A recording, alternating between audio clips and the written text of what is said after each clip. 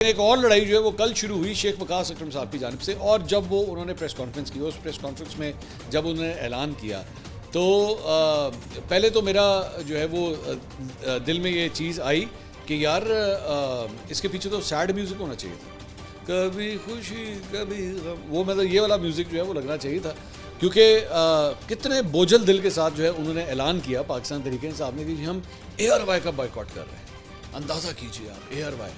तो ARY ने भी जो है ना यूं करके देखा होगा PTI की तरफ और उन्होंने कहा होगा कि यू टू ब्रूटस, अब तुम भी ये करोगे, तुम भी साढ़े ना एंज करेगा हैं तुम ही। तो वजह क्या थी? वजह बेसिकली ये थी कि एक जर्नलिस्ट हैं नईम अशरफ भट्ट साहब जो ARY के अंदर काम करते हैं, उन्होंने बेसिकली इमरान खान साहब के हवाले से एक स्टोरी दी थी कि जी इमरान खान ने बैरिस्टर सैफ को जो 6 नामों की हवाले 6 नाम दिए हैं सेनेट के टिकट्स के हवाले से, तो उसके अंदर जो है वो अली अमीन ने बैरिस्टर सैफ को इन नामों को अनाउंस करने से रोकने की कोशिश की, और अलीमा खानम और अली अमीन ने मुशावरत के नाम पर बैरिस्टर सैफ के ऊपर जो है दबाव डाला। तो उसके रद्द अमल में शेख वकास अकरम साहब ने कल प्रेस कॉन्फ्रेंस की और उन्होंने कहा कि जी ये बददियानती है, ये गलत खबर है, ऐसी कोई बात नहीं हुई है, बल्कि आपको कम से कम बैरिस्टर सैफ का जो है मौक़िफ़ लेना चाहिए था। उन्होंने कहा मेरी बैरिस्टर सैफ से बात हुई है, तो उन्होंने कहा मेरी तो ARY से किसी किस्म की कोई बात ही नहीं हुई।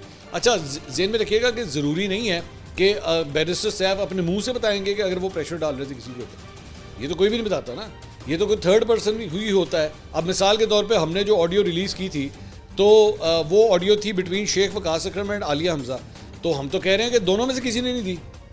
अब शेख वकास अकरम ने खुद तो हमारे हाथ में ऑडियो नहीं दी, ना आलिया हमजा ने दी, हमने कहा जी पॉलिटिकल कमेटी में किसी ने दे दी। तो इसी तरह किसी थर्ड पर्सन को हो सकता है ज़ाहिर बात है, खबर मेरी तो नहीं है, तो नईम अशरफ भट्ट साहब की है, लेकिन हो सकता है किसी थर्ड पर्सन ने ये खबर दे दी हो। बहरहाल उन्होंने कहा जी हम ARY का बॉयकॉट कर रहे हैं 1 दिन के लिए। अच्छा, मैं जो उन्होंने कहा ना बॉयकॉट कर रहे हैं, मैं लो एड्डा बड़ा काम।